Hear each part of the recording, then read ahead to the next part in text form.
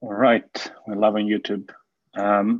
So welcome everyone to the 9th Codev call. Today we have first some updates from sort of swarms as part of the sort of new restructuring. So that's SD utility swarms, essential swarms, and sort of teams as fallback for responsible groups I wanted to present. And then we have a security checklist, privacy, security trade-offs using Google Safe Browsing. Is there anything else people want to add to the agenda before we get started?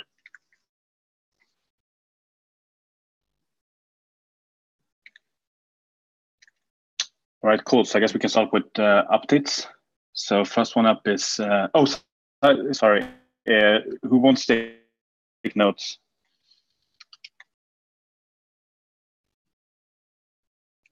Anyone? I would, but I can't.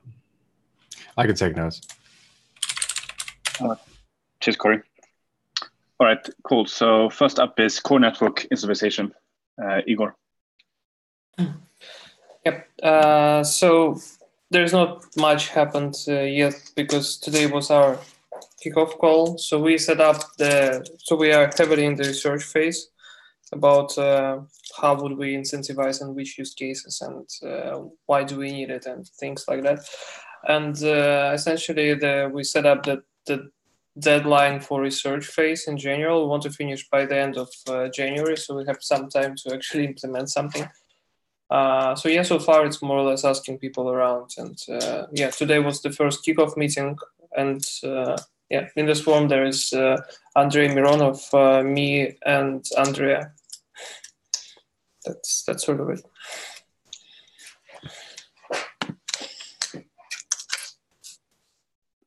Cool. All right. Sticky market. Yeah. So the update will be pretty much the same, actually. No, we just had the call earlier today to initiate the conversation and kickstart things a bit. Initially we plan to have like 1 week research, but probably we will extend it a bit. So eventually 2 weeks. And yeah, just started, so not much more to share. All right, Tribute talk. Yeah, so I'm gonna do the chat team update entirely. So right now, so what we plan to do is to have Tribute to Talk as our hot potato. So it's the thing we work on whenever it's our turn to work on it. So right now we have to check the contracts and the designs and report any mismatches. And then we are working on a list of top priorities that the chat team is going to work on. And we plan to work on them as MVPs. So the idea is we will work on doing each of them like 90%, so that there is just some polishing left to do to try to fit all of this within our time box. And then before we go to the next less priority items, we do the polishing. So that's so far how we plan to work. And in the high priority features, we put, damn, I lost the page. Okay, we put ENS name in chat, fetching message appearance, reactions, like sending SNT in reaction to a message or emojis, mentions and notifications. And we will also see about sending images, so probably through an extension. So we might collaborate with browser team on that. And that's it. Sorry, when you say notifications, what does that mean for the work that core team is doing? No, it's the in-app notifications, but that's like, it's mentions, and we're gonna see if we do the notification design that is proposed by by the design team. So the idea is you have this top right menu item where you see how many notifications you have, which are like mentions or replies to your posts. Some kind of like Slack, I guess, you know, this menu item where you can see the messages that mentioned you. So actually, I have a question related to sending images. So are you planning to send image as part of the message payload, or like something directly using some kind of URL or external resource? Yeah, it's going to be external resources. That's why I want to do it as extension. It's like Giphy Cat, because I think to do image. So I want to do it as extension because it comes with the warning. You know, you cannot, like if we do extensions through a service, you cannot give the metadata protection guarantees of Whisper and all that stuff. So.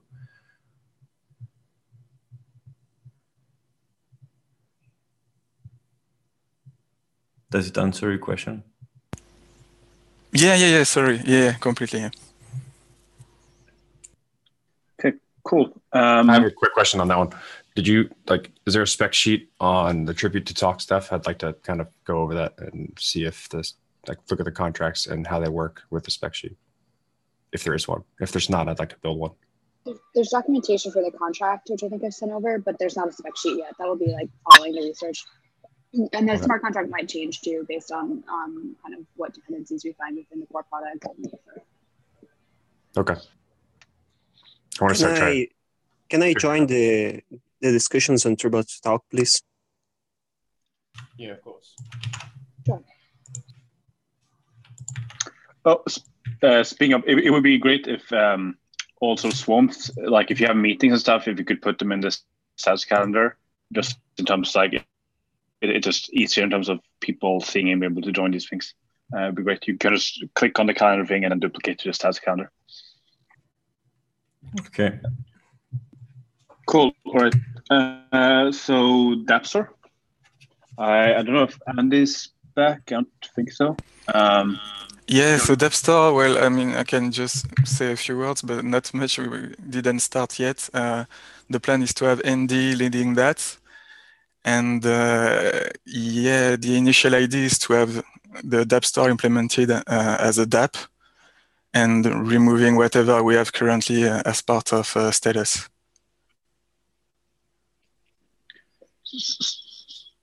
So does anyone know more in detail what the state of those contracts is? Is it more of a concept thing, or is it like actual contracts that have been used to some extent? Which I think we wait for Andy and we'll see. Yeah. There's Andy's ideas of using bonded curves and S&T staking to like upvote and downvote things. Yeah, I don't think his C++ is like. Does someone have to contact?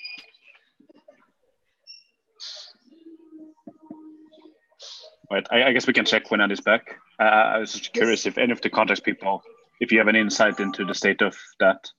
I'm pretty sure there is no contracts for it, but I could be wrong. No, you're right. There's nothing yet. It's just the discuss post that Andy's made. It's basically just an idea phase. Okay, cool.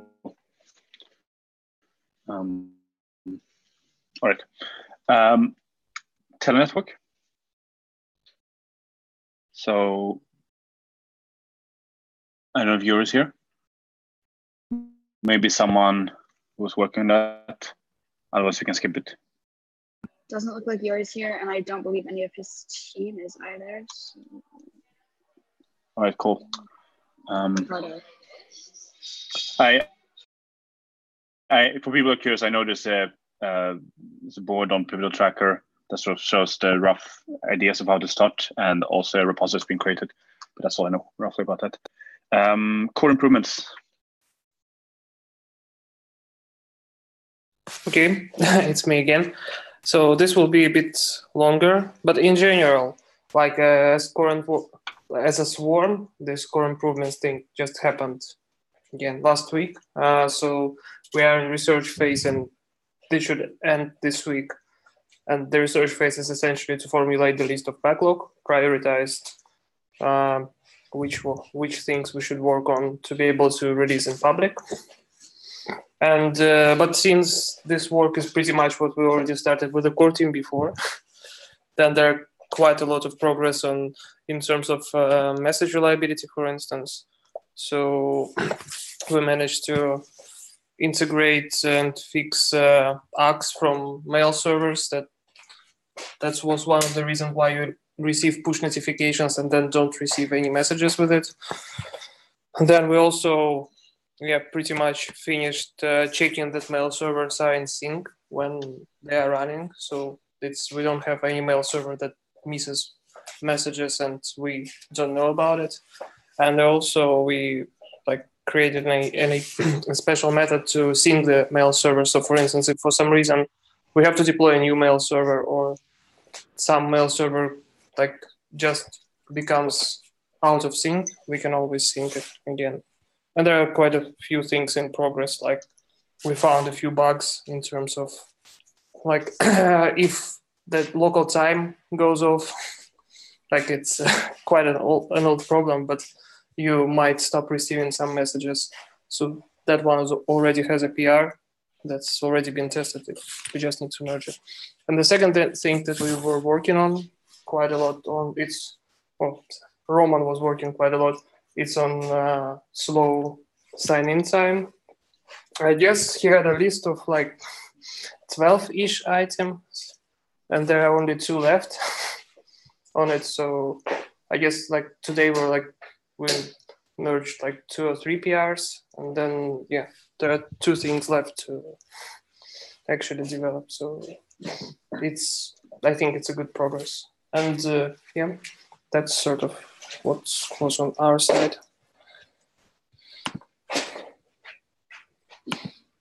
Cool. So brief protocol update. I guess there's been 2 main things that have been happening. So one is the post on sort of introducing a data sync layer on Discuss, and Adam has posted some sort of good questions and some discussion there. Probably go on this week. And I guess the general idea there is that we want to be able to have some kind of rigorous in between layer. So if and when we sort of decide to move away from Whisper, then you decouple the sort of data sync stuff, and then on top of that, you can have sort of more in-sync semantics, and it's a way of sort of distributing state among the peers that actually care about it. And I mean, best is probably to go through the post in terms of how it would look like in sort of more detail. Now we can introduce it gracefully. And we get up to the next step. There's some more discussions to be had, and during the holidays, I'll try to sort of write up some kind of proof concept of that as well. And I think that also touches on some of the things that Igor was talking about in terms of all this state that exists in mail servers where you need to sync them, and it's kind of a bit messy. It's kind of duct taping a bit. And the idea with this is that you would, strictly speaking, not need mail service in order to reach some kind of casual consistency. But that doesn't mean it's not useful, because it would still sort of provide some kind of offline capability, but it wouldn't be necessary in order to actually get something useful from chat. So the message wouldn't just be lost forever, but you would actually keep track of how you acknowledge things and so on. And on top of that, you can sort of add more performant syncing methods. So for example, tribeless dispersing ways of communicate with blue filters, like what message you have available and which you can provide. And that happens in some kind of group context, whether it's private group chat or one-on-one or public chat, and then you can sort of use that to communicate about which messages you want. So that's one thing. The other thing is we're working together with Wave3 Foundation and Value Labs, and now more collaborators to sort of organize a workshop. With a lot should be centered around sort of this privacy preserving mix network that we are starting to research, but also sort of trying to invite people from libp2p and hopefully get some people from secure messaging space and so on. And right now the proposal for that is end of January, so something like January 29th until February 1st in Brussels. And so if that's interesting to you, just reach out to me, hashtag status protocol. And there's also a Riot chat where there's it's not super active, but there's around 20 people there. And I encourage people to join if they want to follow this part of the work more closely. that's it for me. I think next one is DAO. Unless there are any questions or comments on that. I have a question about the state of mail server. Do you have some thoughts on how you're going to define this state? Because the message you can have multiple states right now. Each mail server. How you guarantee that all of them have the same state? Do you have some ideas on that? Right now, one thing that was good enough is, or is it was it to Oscar or to the current implementation that we have? I mean, the current state of mail servers is determined by just looking at what those mail servers have, like pretty much IDs of the messages. So what we do right now is this: there is a cross check between all mail servers that we have, and if we detect that there are any messages that are missing on one mail server but available on others, we can sync the state between them. But yeah, that's pretty much it. So there's nothing like more advanced data structures that verify the order, for example, and the number of messages. Because from the current test, it looks like mail servers are super consistent. It only happens when, for example, we deploy mail servers and it happens that there's a bug in the configuration and mail servers down longer than the TTL for our messages or something like that. Usually when they work like normally, regular, without any interruptions, they're in sync like all the time. So part of this sort of data sync thing is that you wouldn't be as fragile to these types of deployment aspects. So you could abandon that. You don't necessarily need a guarantee that mail servers have high availability in order for them to be useful. So they would be more like normal PLC network that provides some service. At least that's the idea. Whether that works in practice remains to be seen.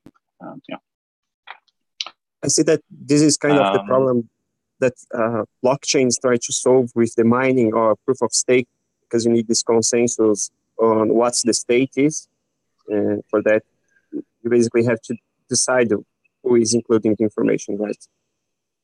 Yeah. So it's not that advanced. So because the one reason is that we don't still know if we want to keep mail servers, and this concept seems like it's just not really correct with the whole the whole principles and all the other things that we have in mind. So it's still not really confirmed that we are gonna stick with mail service hosted by us, and if not, then we will just try to figure out something different. So that's why we didn't really spend a lot of time here on figuring out the the state of the mail service between all of them and trying to figure out some consensus on that. So no, that was not in scope. That was just small work to make sure that we have an option to sync mail servers within our data center in case there are some issues. But yeah, that's it. Okay, I see. So probably we will need something more like that. Looks like sharding so that each mail server have their own state, but all of them, they kind of commit to the same thing. I'm not entirely sure, but yeah, that's what I was thinking about it. I think these two efforts, they're kind of like operating on two different timescales, where it's kind of slightly different priorities. Where the course prioritizes is sort of making things work as soon as possible, and the sort of the protocol work is. So that's why it's sort of two different, work packages, so to speak. I guess moving on, janitors. I don't know, Jared, do you want to say some words? A few words?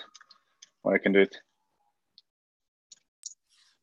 So right before this, you were asking about DAO. I could give a quick update on liquid funding if there's time for that. Oh, absolutely. Yeah, please do. Yeah, so can even share my screen while I'm just talking about it. Basically, we're just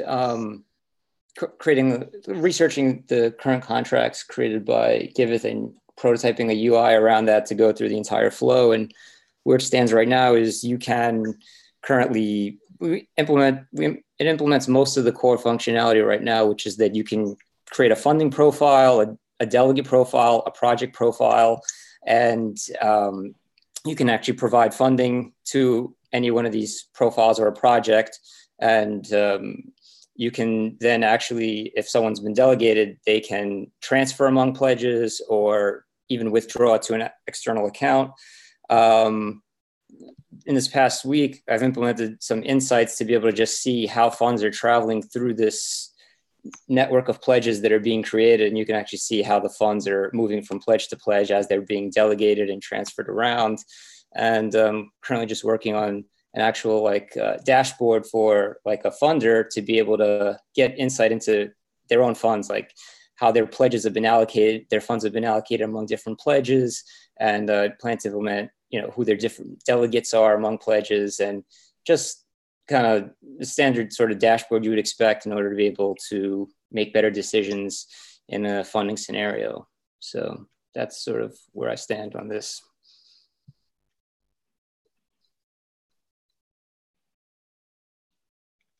Awesome. Really cool stuff. Cool. So I guess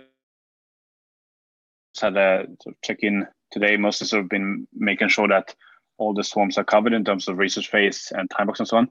And I would say it's essentially done. And then we have sort of this, a lot of teams have set up this pivotal tracker, and the idea is that you essentially have, so you have core, and then you have chat, wallet app, and so on. And then, for example, in the case of core, you track both sort of the polish stuff, improve stuff, and also the network installation. And I think all the swarm leads should have access to that. If you don't, then please ping us in 3112 dash janitors. I don't think there's anything else specific. Yeah. Go ahead. So who's responsible for keeping backlog and the state in up to date in Pivotal Tracker? I think that myself and Nabil will help out with that, because I know that it can create a lot of overhead. And if it doesn't work for certain teams, you can drop it. But yeah, we'll try to keep things up to date with a little bit of your help. Yeah, because in core it's right now very far from what's actually is in progress. So I tried to fix it, but it looks like I have only read-only access. So yeah, change that too. So it would be nice. And also if it's we can try it and see how useful it is. But if it's just creating a lot of extra work, then we shouldn't sort of force ourselves to use it. But the idea is also that it sort of you can get this Embark team has been using it very sort of nicely for a long time, and the idea is, you can have these, you set these sort of tasks and you estimate how complicated they are, and then you get some kind of velocity in terms of estimates and so on. So that gives us some kind of global state and some awareness of how long things are going, and triage and so on. I don't know, Rachel or some. I have thought about velocity. That's not very fun actually. That velocity only works for stable teams, and as soon as somebody, I don't know, is sick or someone goes to vacation, velocity is useless immediately. And in the team, 7 people, it's you can calculate velocity for more than a month, and then it's unknown again. So yeah, a little bit hesitant. So one thing you can do that we talked about this briefly is that, because a lot of people are going off on vacation first, these 2 weeks, and then some people are going later in January. And you can set essentially how much of the team is available, so that might somewhat mitigate that. But that assumes that we're updating it and so on. I don't know. We'll find out, I guess. Cool. So let's see, what's the next one? So core, I don't know if there's anything else relevant, Igor. Nope. It's all covered. Browser. Yeah, so essentially we finished like the sprint we were working on, mostly around low-hanging fruits related to browser issues, just trying to identify like whatever missing features or broken behavior we have currently in browser. Like for instance, one thing we discovered recently is that we support both cookie and local storage, but those information are not persisted. So which kind of mean that we don't really support them. So I guess we will have to decide what we want to do with that. And then in parallel, I was also working on the Kyber extension and making sure that all the necessary bits were implemented on the extension side. So I'm very close to finishing it, but I still have something to fix on the lower bits or lower implementation details of extension. So I guess that now, because we are shifting to a sticker market, this will be implemented somehow, but probably not very soon. But yeah, that's pretty much it. But now we are focused on the sticker market. Cool. Chat, anything else, sir? No, I already mentioned it during Tribute to Talk, but I can do it again if you want. Cool. No. That was just if there's anything else that happened. Desktop? Yeah, hi. On this week, we are finishing the release version of desktop. There are a couple issues, like 3 issues left, and all of them, most of them have PRs already in work. Also, in team proposal, there is a prioritized list of tasks for the swarm to work on next. This is like primary updates. All right. Wallet? Hi. Well, right now the focus is on getting the redesign changes tidied up and merged. So, I'm currently working on wrapping up basically wallet redesign. The other necessary items on the plate are support for the relevant EIPs, namely the one for name validation and the one for the QR codes and URLs. So yeah, that's pretty much it from my end. All right. Keycode?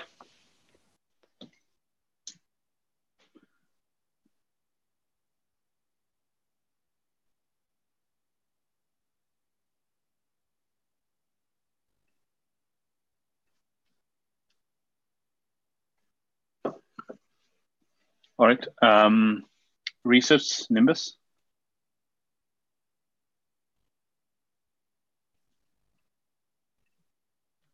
Hello?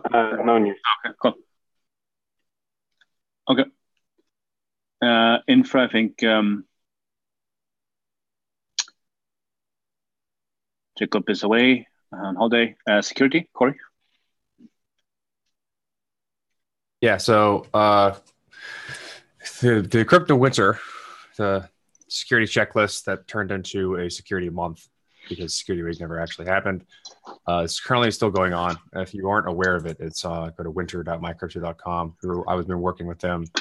They took that long checklist that I created in the Discuss channel, which I think was linked in what chat was that earlier today, but the long checklist of the personal security stuff. They've broken a lot of that up into like kind of manageable chunks and are releasing a part every day. Today's the 17th. I'm going to do, if we should all do all of these things, and then I'm going to take all these things and put them on a list that we can kind of go through. And you can ask me questions in security help desk if you have any issues with them, as well as like getting the hardware associated with it. And then we'll supplement these with, guides to status.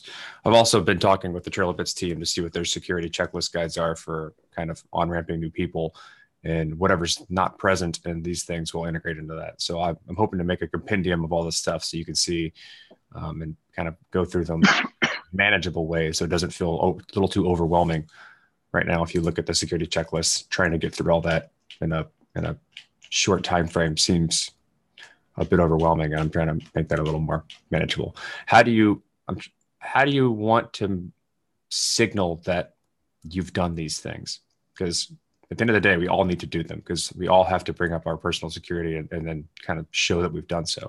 What do you think is the best method for doing that?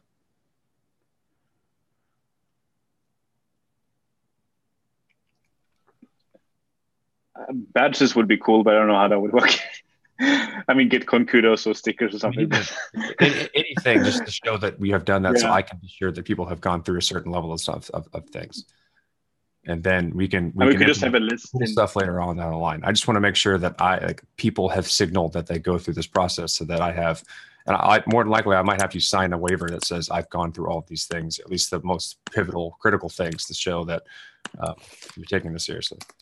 We can have a discuss person just have a list of nicks, and then people have done it and people have not done it, and hopefully that will self-regulate because people want to be on the right list. I don't know. It's just an idea. Yeah, it's difficult to prove that you pass it to these checks. So people could just say that they did and they didn't. But I think with an individual interview, you could figure out if they are telling the truth or not. Am I going to interview 70 people? I feel like if someone, but I'm not sure. If someone messes Corey and says I've gone through this, or maybe you have like a checklist and you have to check all of them individually, like a Google, like a whatever, some kind of form that you fill in, just check. I don't know, maybe that will work. And then certain levels of access are going to be mandated. So, moving to a YubiKey, so that you can't access those things without the YubiKey, or this SSH keys on the YubiKey. And so eventually that'll be a way to prove that you've done those things, because you lose access unless you do them. But we're not there yet. I just want to make sure that we get the general stuff about personal security out of the way, so that you're not exposing passwords, things like that. But I think that it's critical for status. Meanwhile, you're using multisigs, to every address of multisig that controls something, because we have multiple multisigs for different things, and that these addresses, they pass it to a security checklist, because these ones are more than the user personal phones, and the user identity is actually controlling something. Yeah, absolutely. Also, I've created a Wecon board, boards.status.im, that's kind of outlining all of the security initiatives currently underway. If you'd like to have access to that, edit it, add to it, see what's going on, ping me and I'll add you.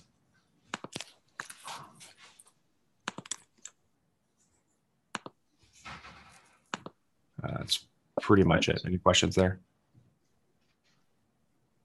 Also, winter.mycrypto.com. Just go through all those things that they have and start doing them. The more time you spend on it now, the less of a burden it becomes trying to get it all done. Yeah, and also if you don't have YubiKey for some reason, then please do it as soon as possible, because the delivery times are just dreadful right now. So Yeah, I'm waiting for mine like 2 months already. I just got one. I got one maybe 2 weeks. The YubiKey 5 NFC.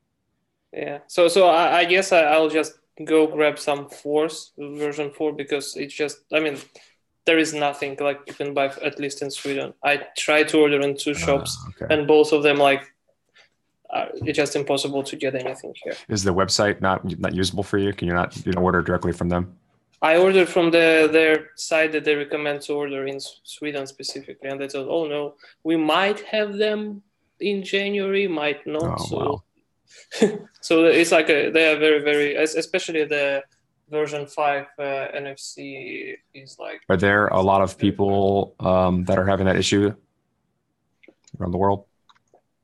I saw the same warning. I don't know what I did priority thing. I don't know what the license status. No.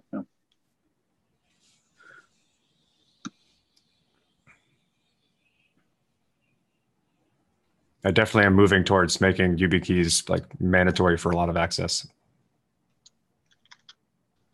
If we can get everyone using them and getting used to using them, it's a really quality way to up to personal security. Absolutely. Do you have a rough timeline, like a date when you're thinking about this? Well, it depends on how fast we can. Like, if everyone's having issues like Igor is, then I can't mandate things because he literally can't get one. So that's more about the signaling of like, I've done these things, I have these things, I'm having trouble doing these things, so I can figure out when we can get it done. When's the best way how soon we can get it done. And also, it was surprisingly tricky to get a printer without Wi-Fi connection right now. You'd be surprised, right? It shouldn't be that big of a deal, but well, apparently really difficult to find minimized functionality on cheap printers. Maybe just Sweden, but I only found one shop that they were selling some outdated printers.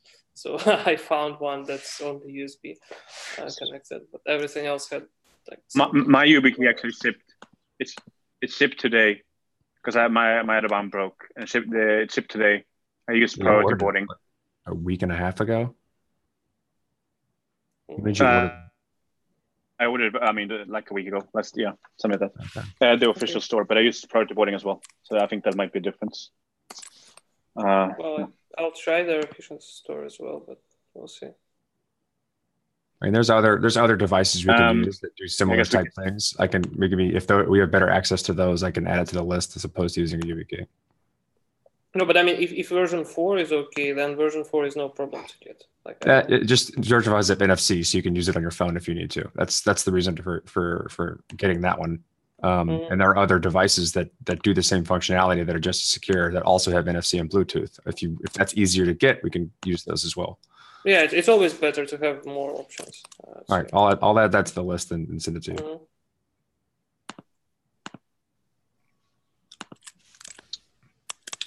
Okay. Cool. All right. And security?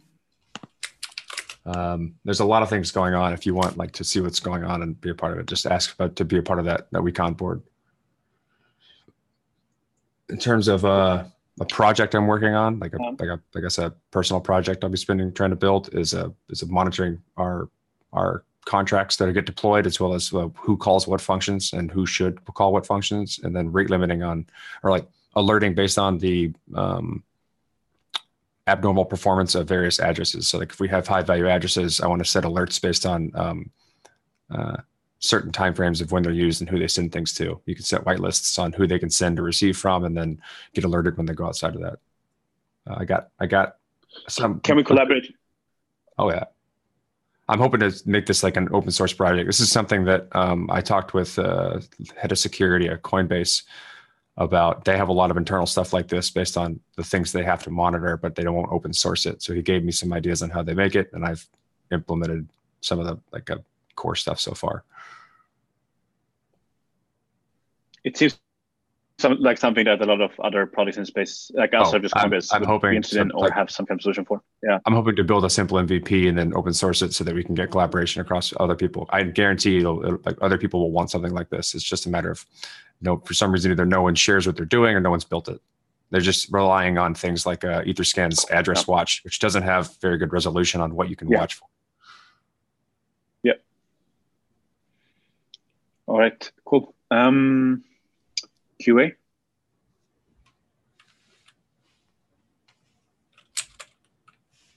Automated testing and so on. Yes. You can hear me. Great. So we're still focused on blocking APR from merge, and we have only one issue left to be fixed. It seems it should be fixed by wallet team. And in order not to wait for other possible issues, I'm going to merge APR, which will separate our known issues from new issues. It's not possible to be done in a complete automated way, and to be 100% sure that it's known issue, but for 19% cases, they will be marked. There might be an issue when new issue marked as known issue, but the percentage is really low. So after merging this pair, I will block all pairs with no past tests. and they won't. You won't be able to merge them. And in order to merge them, you will need to just to run those failed tests to rerun. So no need to run whole suite each time, and all the stuff will be documented properly, so everyone will be able to use it. Also, I've been working on updating Capium to 1.9.1 version in order to be able to make an upgrade testing. And as Roman gave us an option to create a lot of chats data for now, we will be able to upgrade, not just to upgrade, but to upgrade and with all different set of data. That's pretty much it.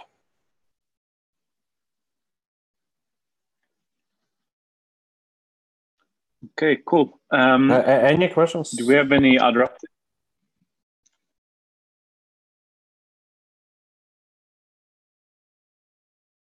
You broke up there, Oscar. What did you say? Sorry, Oscar.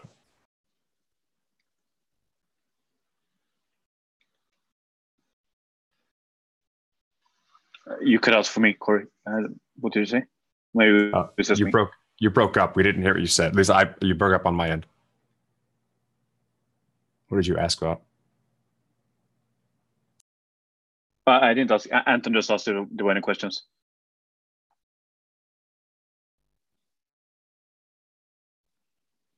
All right, cool. So any other teams or people want to give updates or comments or anything? I would like to hear more about the public chats that are all the same topic, and this is causing lots of download. So there is the topic stretching that is considered to help to fix that or to mitigate it. Like partitioning topics to save bandwidth? So there is this discussion topic that is about whisper, darkness, and the download. Yeah, it's my topic. It's not public chat. It's group chats and one-on-one messages. So all of them are on the single topic right now. So it's very good in terms of darkness because you never know. But sometimes right now, like users had to download like 100 and more megabytes of unnecessary data because they downloaded all the others group chats and one-on-one conversation. So the idea was to partition it somehow, but it's kind of right now, since there was this reorg, it's on our roadmap. It will be probably one of the first things we will do after the winter break, after the Christmas holidays. But yeah, I don't think I've seen you've been discussing it with Andrea in the discuss, but yeah, since it's always Christmas holidays and it's a little bit reorg, then we kind of let it sleep a little bit. I was also talking about with status.js, so maybe we could implement there, because right now we doesn't have one-to-one chats, neither group chats. So we could implement that for testing status.js or as a prototype. Yeah, but I also think that we need to implement it as soon as possible in the main application, because it's impossible to release in public without it. Because right now we only have like beta users, and it's already over 100 megabytes per day that people have to download for no reason. And then imagine that we'll have like at least like 10 times more users, like if we release like for real in App Store and in Google Play. Then a gigabyte per day, it's a little bit too much. So we need to. Do you think it's necessary to build an effort to define the specs of this change? Oh, sorry, I didn't hear you. Broke. Do you think we should have a discussion and more a definition about these specs? Because now we have 2 clients that's going to implement it. Maybe they can join the conversation? I think so. Yes. Yeah, that makes sense. Why not? Yeah, so maybe we should have this swarm to discuss it and define this spec that will be fixing these problems or at least mitigating them. Yeah, I mean, so far it's this core improvements swarm. That's where it will go. At least as far as I'm concerned. Okay, I will try to join this swarm as well. Yeah, that'll be good. On that topic, what did we get in a why? So when it came to we had a problem with direct traffic from mail server during the hackathon. Did we figure out what was going on there? Most likely repeating. So right now we have this issue and we always, like if the mail server times out for some reason, we always request everything. And if for some reason you join some like fairly popular public chat and you have like a Hong Kong mail server and you are in Prague, then most likely it will time out. There will be many requests to it at the same time. That's one of the reasons. And the second one is that we also re-request some stuff when you minimize the app and restore it. And minimize it means you can even just go to task switcher and go back to the app and it will still re-request stuff. I don't know if it was fixed or not, but I guess that there is a task in message reliability about this. It hasn't been started yet, but there is one. Okay, cool. All right. So unless there are any other updates, we can move on to the sort of topics. I think we talked about the first one, the security checklist. I was just thinking that's like Christmas holiday. And then the second one is Julian. Go. No, I was talking that, I mean, that's like Christmas holidays might be a good time to also, like, or beginning of the next year might be a good time to go through this checklist and at least to fix some stuff. I agree with Corey, there are a lot of things, but a lot of them are very small as well, so. Yeah, they're just making it more manageable so that, grouping them together and things that, and then giving maybe like an idea how long it's going to take you to do it, so you could reason about. I think people aren't doing them because they feel it's a lot of work and they just don't start any of it. In reality, it doesn't take too terribly long if you just go through it. But they got to have more involvement around it. What's y'all's opinion when you look at it? I mean, is it? All right. I mean, it looks like it's. I mean, there is a thing that's just reinstall everything on your computer, which probably will take time if implemented. But everything else, I mean, I just had this problem with finding a printer and ordering this YubiKey, and everything else was pretty much okay. I mean, removing unnecessary extensions from Chrome or like tweaking like Facebook settings. Oh yeah, removing the phone. So it depends. Well, the phone numbers, that might be a trickier thing because you have to convince. It depends on your carrier. Yeah, it very depends. Like for the Google Fi, it doesn't work, and so you can't compromise a Google Fi account unless you compromise the underlying Google account. And so like that stuff doesn't really apply. But I don't know what other carriers are like, especially around the world. Yeah.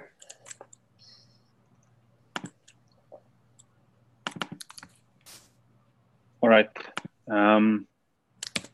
Julian, private security trade-off with using Google safe browsing.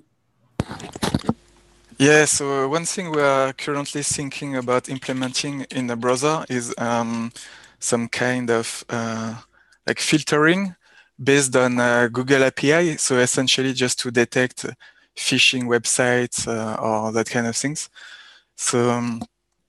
So yeah, it's something we discussed with Curry and Igor, I think, like a couple of weeks or months ago. And well, it's not a lot of work to implement, but now it's kind of a case of security conflicting with privacy, because essentially we would increase the security of the browser.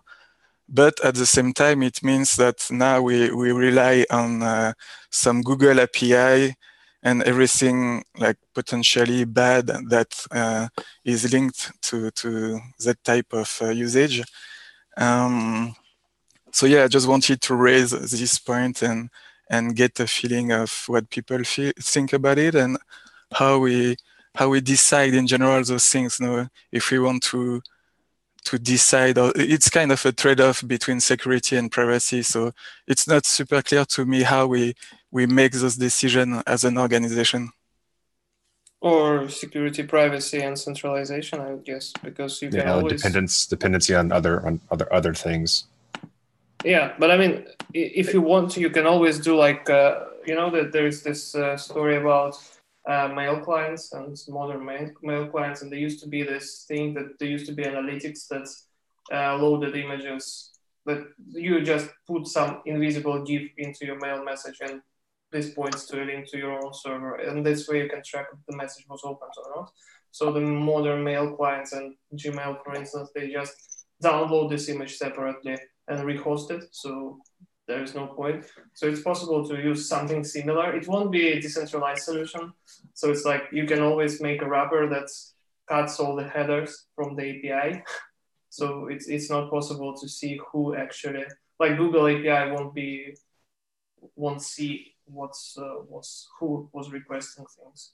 And you also can cache them there, so the responses there, so they won't see anything except the request to this URL. But yeah, but that's a purely centralized solution. Maybe there is something better.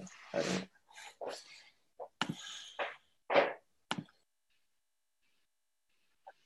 know. Would it be possible to at least make it an option under dev settings? I mean, it doesn't solve the problem, but would it be possible? Yeah, definitely. It should be at least opt-out, I guess, or even opt-in, not sure. But yeah, it could be optional for sure. What about the local storage of the websites you visit? Local storage of, sorry, you broke up.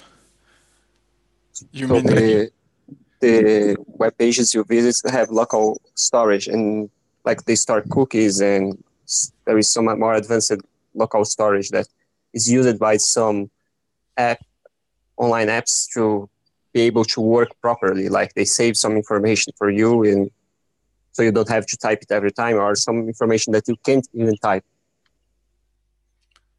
Yeah, so I mentioned that like earlier briefly, but essentially we support both cookies and local storage. At least we support the API, but then those information are not persistent. So which means if you restart status, you restart from scratch, which kind of defeats the whole point of both API, I guess. But that's the current state. So I think we should give the user more control of that, maybe attaching it to its identity and have a true anonymous browsing, and then only when the user presses something, it logins, like it allows the app to see the storage.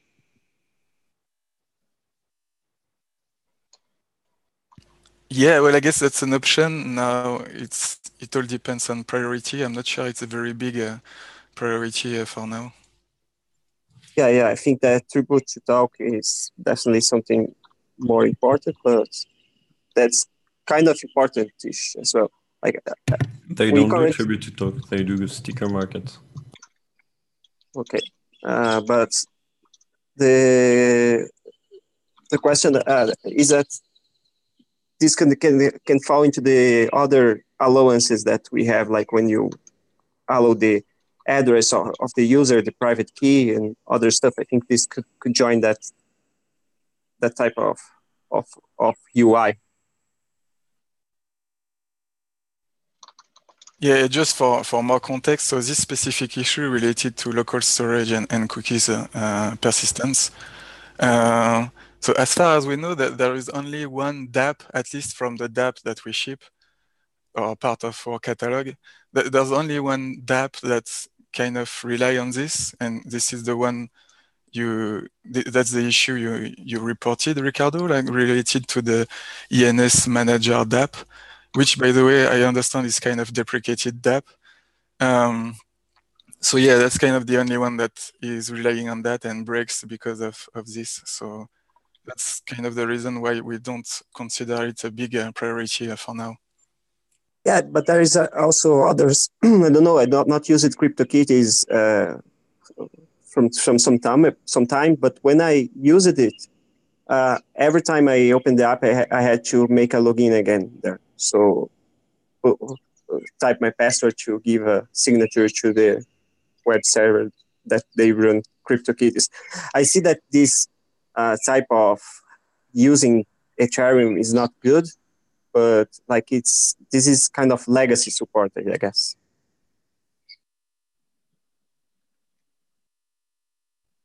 Yeah, well, as I said, no, it's about bandwidth and priority. On this general topic,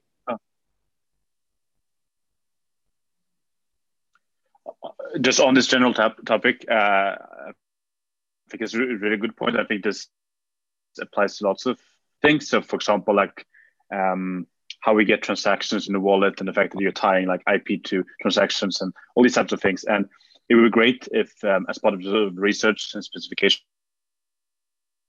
phase, perhaps, if Swarms could sort of add if there are any specific considerations like this, because then Corin and I and other people, we can sort of create this document around security and privacy and specifically what guarantees we make and what we both used to inform security audits as well as work as some kind of public communication tool about sort of things that we are not certain that we guarantee and just sort of being open about it.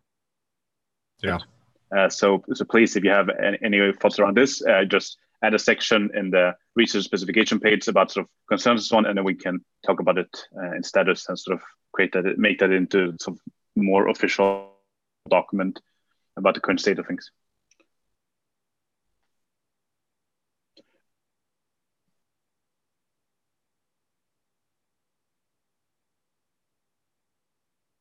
All right. So I guess, John, is there something else? How do you want to? Is there something else you want to talk about regarding that, or is it? Yeah, well, not really. Mostly, I wanted to raise this point, and yeah, I'm not clear. Yeah. Should we move on or not? I think yes, because Corey kind of is in favor of doing that. So I would say that it means that we should move in this direction. But yeah, it's not super clear to me. Just know how to decide those type of things. Let's set up a call and figure out exactly what we're trading off and what our options are, and then we can create something that's very clear about what it is. And then if we can make it an option within the app of opting out of that thing, we could still allow people to have the privacy if they want it, but security by default. Right. Yeah, but I guess we can set up a call, but I'm not sure with who. But I think my underlying point is more about governance and making sure that we are all on page and that it will not be a surprise for someone later on that we rely on Google API or things like that. Well, there might be other things you can use that aren't Google that provide something similar. I mean, just specifically for the Google Safe Browsing API, there is version v4 that actually, when you just download encrypted version of Safe Browsing list for local client checks of the URL. So that is like, we can even download them and bundle into release that they won't compromise any security or privacy because they are local. We just hash the URL and look up in the JSON file or whatever they provide. So it's like they made a privacy updates to this API, so it shouldn't be concerned. Unless we use v4, of course. If we use like v3, then well, it's hard. Okay, yeah, good point. I think one of the most important things is to document it. And documenting this and making the trade-off very explicit. I think that's the main problem we had in the past, because as long as the trade-off is explicit and documented, we can always sort of iterate and change things. And there might be additional research we can do. There might be some. I'm not sure what state it is, but I've heard some general thinking around safe browsing. That's sort of more Ethereum native, but I don't know if anyone knows what this is about. What state it's in. I think it's very early days, but that would be something that we could flag for, like, if it. Yeah, I'll just share the link in the chat room.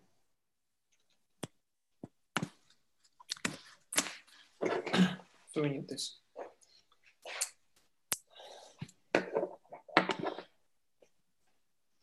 And with regards to your question around governance, I mean, we don't have any sort of super formal governance model. So, yeah, I mean, these calls it's like it's in the trade-off space, right? And if you make some reasonable trade-off and it's documented, I think that's pretty solid, right? It's and you can make something similar to like an ARD or something, and just what seems right to you according to our principles and sort of how you weigh that. I think that seems completely fine to me. I don't know if anyone disagrees with that. Okay, sounds good. So you mentioned documenting that type of thing. Where should it be documented? I think it should be documented in the security pages of the docs. So like I can maybe make like a part of the section of the security page that is tech decisions we've made and the trade-offs associated with them. It's like how what we do and how we do them, and the trade-offs associated with them. So if we just start making these documents that Oscar's talking about, we can start just placing them there. So if anyone's curious about that type of stuff, they can go there and find out.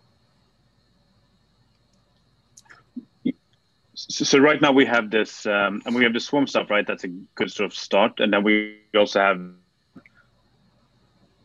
from before these ARDs. I think they should probably be moved. So a better place would be the doc site, where that could be like a dedicated thing.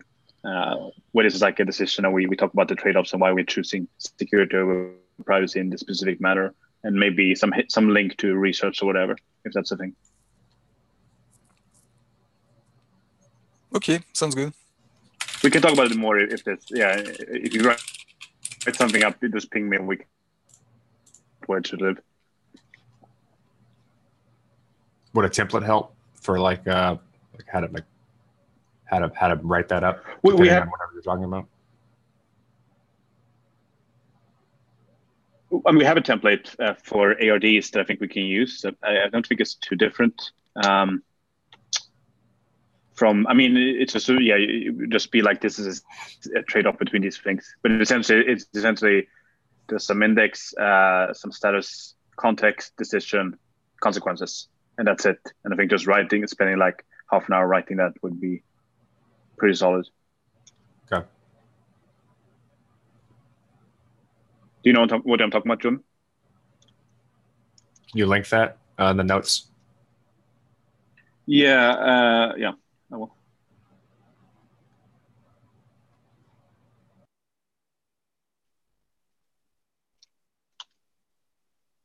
All right. Anything else that you want to talk about before we finish up? I think that regarding Tribute to Talk again, as I suggested that we could use a CAPTCHA for free users, and I think this could be implemented even before we implemented Tribute to Talk. So CAPTCHA don't rely on any API. Basically, when the user doesn't have that context in its list, it should ask it for a CAPTCHA. So the CAPTCHA is built by, like, let's say Alice want to talk with Bob, and so she doesn't have Bob. Bob then gives a CAPTCHA image that only Bob knows the solution. So Alice needs to type it and to start messaging Bob. So I think that this could go. I don't know how it would be to implement that in our current source codes, but I think this doesn't need much discussion about the implications of value. So it's a more simple thing to do. It's more straightforward.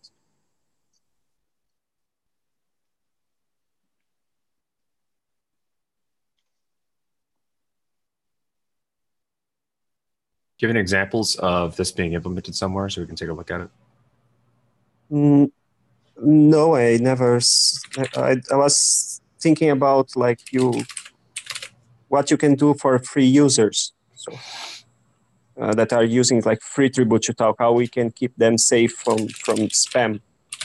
So right now, all users are Tribute to Talk free, so that could be the first case for its use. I was talking about the CAPTCHA, like where. Yeah, yes, exactly. The CAPTCHA. You mean how it looks like, or? Yeah.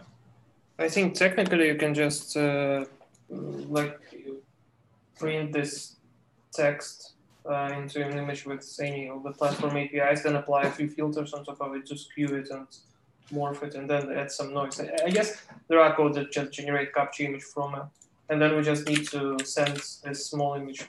If it's just 2 colors, then it should be, or a grayscale, it should be pretty small. Why whisper? And then only the initial person will know what the text was. And the question is like how to generate it that it's harder to OCR, but I guess there should be already some libraries or something to generate it. There's not everybody uses Google's stuff, so it shouldn't be hard to generate the CAPTCHA. Yeah, even we could ask user to write something in the paper and take a picture of it. Like many users use the same. So by basically each user have its own CAPTCHA, and it's the same to all users. So of course this would get bigger in the size of the messages, but we can sort of scan the image and just crop the part of the text.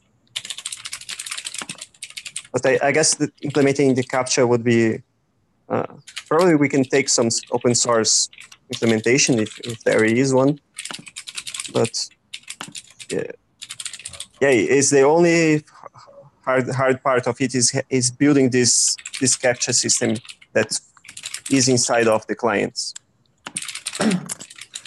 Well, I mean, if we implement it in the native code, like on iOS and Android, there shouldn't be any problem because both these platforms have pretty good APIs for working with images and generating stuff and typing text or putting text to images. So it's just different. It should be different, 2 different implementations, but they should be relatively simple to do because there are a lot of pre-built filters and things like that. And all the OpenGL if you want.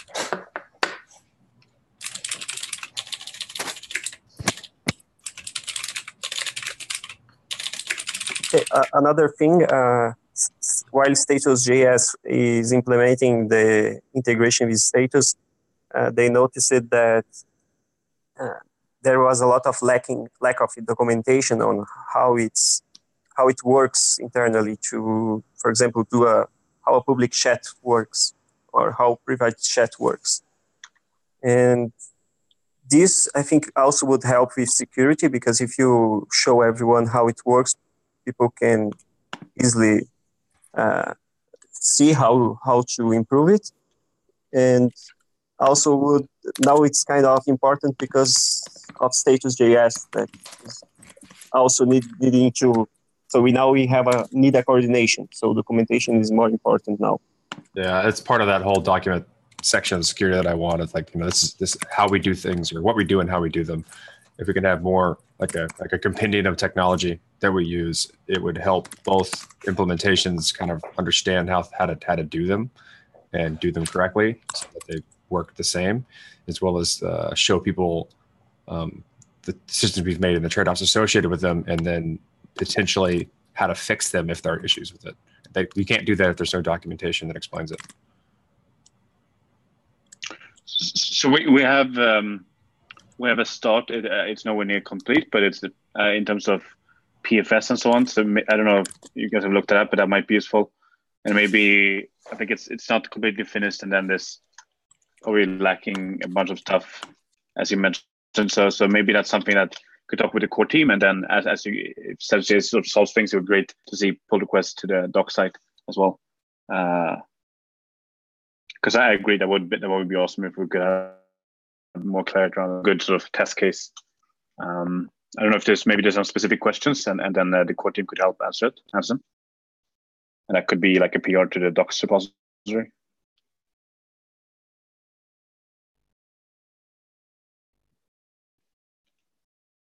So how, for example, I would like to know how the ratching works in Status. So where I would look on it.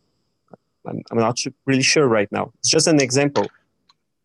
Okay, so that would be good to have like pretty clear also for the users to understand why their messaging is safe.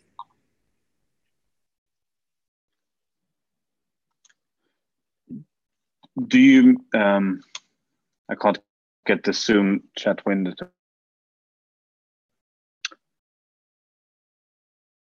Sorry, I didn't understand your question. Sorry. So if you check the chat, do you mean something different than this, like something more high level, or it's missing details, or is it something else completely? The status of IAM / research / PFS. I'm not sure. I'm just find difficult to find this kind of documentation, and I also think that this should be more clear to the user, so the user also can know about it. It's like how we promote ourselves. We say what we use to make it safe, right? That's our differential. How would you like to see it? Like what? How do you ideally like to see that? Here, I have an example of this that I think does what is it? Shit, my brain just completely farted. Signal? Yeah, Signal has a good example of this.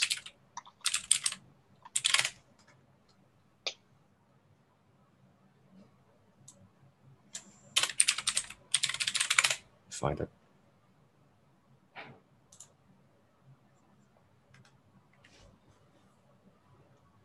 Look, can't find it.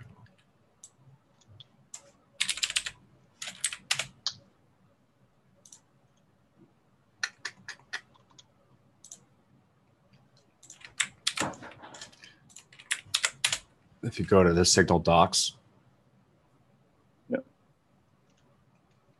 So maybe it's about sort of making our doc site a bit better, or more easily. Yeah, you can clearly see the types of technology that they use, explanations of exactly how they work, so that you can have you understand how the app works and how it could give the same type of like privacy guarantees that they give. And I would like to do something similar in terms of like, these are the technologies we use, this is how they work, these are the trade-offs associated with them, and we can make it way more involved with this because like we use different things, and then we can talk about the trade-offs associated with them too. Yeah, perfect. Thank you. And then they have the libraries here too. So if we have like this like status.js, like our implementations of these things, we can put here too.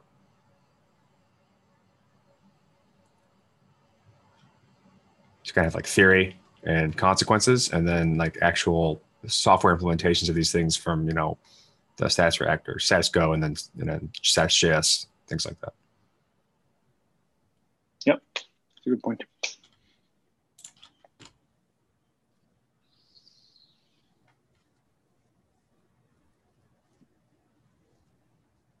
I can look over. I can talk to Andy as well, and how we can.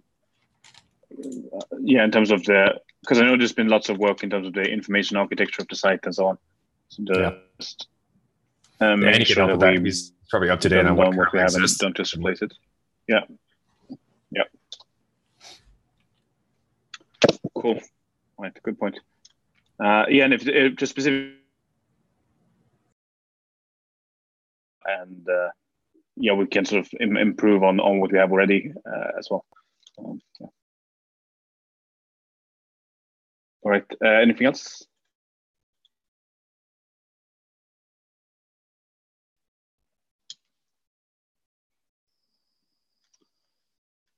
All right. Cool. So I think next time will be would be New Year's Eve. So I think we'll probably skip that one and then have the one after this will be in a month from now, unless people feel strongly that we should do something different. Any thoughts on next time?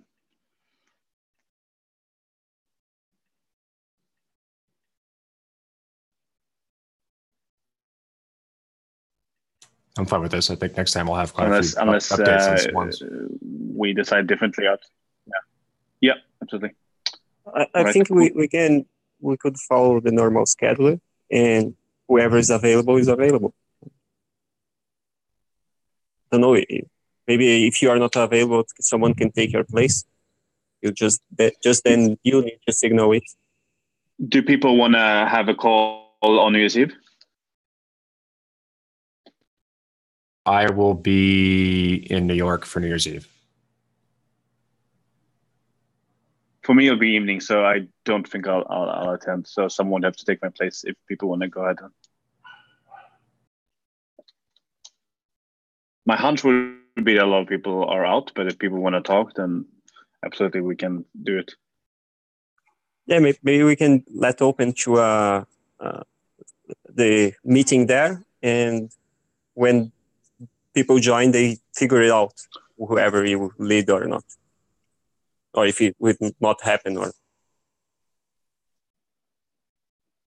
also for those who've been here, I haven't seen too many people on the notes stuff.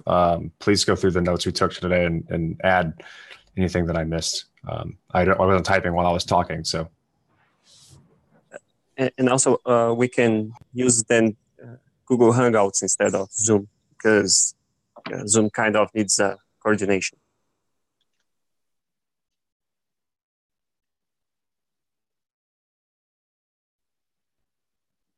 Yeah, we can talk more in the sales core devs and so on about next time as well. All right, cool. Thanks everyone for joining. I guess, Ollie, Merry Christmas. See you next time. Bye. See you.